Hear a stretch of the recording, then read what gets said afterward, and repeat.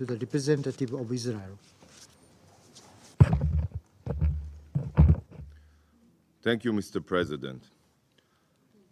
Mr. President, at the outset, I want to express my deepest condolences to the Russian people and to the families of all the victims of the heinous terror attack on Friday. Terror must always be condemned in the harshest terms. The Security Council was justifiably quick, very quick, to condemn Friday's terror attack in Russia, just as it was waited no time to condemn the terror attack in Iran against a police station back in December. Yet still, to this day, the Council refuses to condemn the most widespread and barbaric massacre suffered by the Jewish people since the Holocaust. At least 137 people were murdered at Crocus City Concert Hall in Russia on Friday by radical jihadists. And yes, almost 6 months ago, nearly 400 people were murdered at the Nova Music Festival in Israel by the radical jihadists of Hamas. Why does the Security Council discriminate between Russians murdered at a concert and Israelis murdered at a music festival? Civilians, dear colleagues, no matter where they live, deserve to enjoy music in safety and security. And the Security Council should have the moral clarity to condemn such acts of terror equally, without discrimination. Sadly, today as well, this Council refused to condemn the October 7th massacre. This is a disgrace. Colleagues, it was the Hamas massacre that started this war. I repeat, it was the Hamas massacre that started this war. Nearly 6 months have passed, and the Security Council still has not condemned the child-murdering rapists that began this war. The resolution just voted upon makes it seem as if the war started by itself. Well, let me set the record straight. Israel did not start this war, nor did Israel want this war. Israel disengaged and withdrew from Gaza 18 years ago. We wanted a ceasefire and coexistence. You can repeat here slogans and purport to know for the Palestinians what the Palestinians seek, but this won't make it the truth or the reality. The Palestinian representative here is lying through his teeth when he says that his people want to live side by side with Israel. By the way, as you probably know, he does not represent Hamas, he does not represent the Gazans. They did not choose him to speak for them. His leader, President Abbas, refuses to even condemn the massacre, and he continued to pay terrorists. After Israel withdrew from Gaza, the Palestinians elected Hamas, a terrorist organization. They elected a terror organization.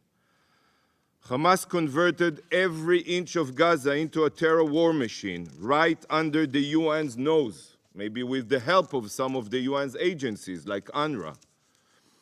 And Hamas initiated ceaseless attacks on Israeli civilians throughout the past 18 years. Thousands and thousands of indiscriminate rockets and missiles at civilians. Today, Hamas is the most popular movement among Palestinians. And according to every poll, the vast majority of Palestinians support Hamas's massacre on October 7th, not only in Gaza, also in Judea and Samaria. This is the reality you should face and you should address. Colleagues, while the resolution fails to condemn Hamas, it does state something that should have been the driving moral force. This resolution denounces the taking of hostages, recalling that it is in violation of international law. Taking innocent civilian hostage is a war crime, and there is no arguing that this is what Hamas has committed. The release of the hostages should have been the #1 priority. When it comes to bringing the hostages home, the Security Council must not settle for words alone, but take action, real action. It is unfathomable that when it comes to releasing the hostages, we still only see inaction. Not a single step has been taken by the Council, aside from symbolic words. Yet, when it comes to the situation in Gaza, the Council rushed to take action. You appointed a special coordinator and established a monitoring mechanism. The Council visited Rafah to see the aid shipments firsthand. And the Secretary General has already visited Rafah crossing twice.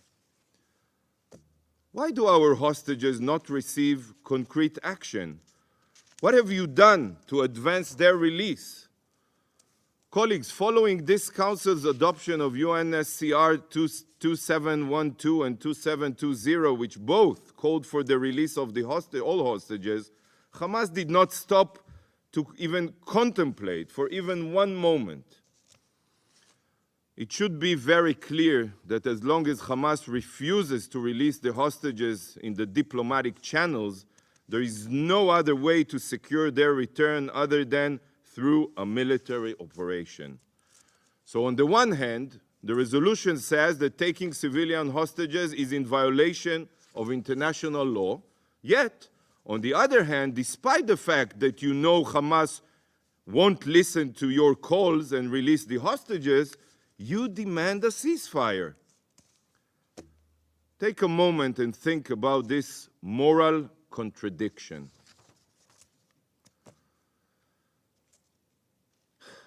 Your demand for a ceasefire without conditioning it on the release of the hostages not only is not helpful, but it undermines the efforts to secure their release. It is harmful to these efforts because it gives Hamas terrorists the hope to get a ceasefire without releasing the hostages. All members of the Council, all members should have voted against this shameful resolution. Mr. President, where are these Council's actions? Why don't you designate Hamas as a terror organization? Even if there are Council members here who would prevent this due to their political alliances with Hamas leadership, where are the moral efforts to advance such a designation? I wish to suggest an alternative text that should have been adopted by the Council if it wasn't so biased against Israel.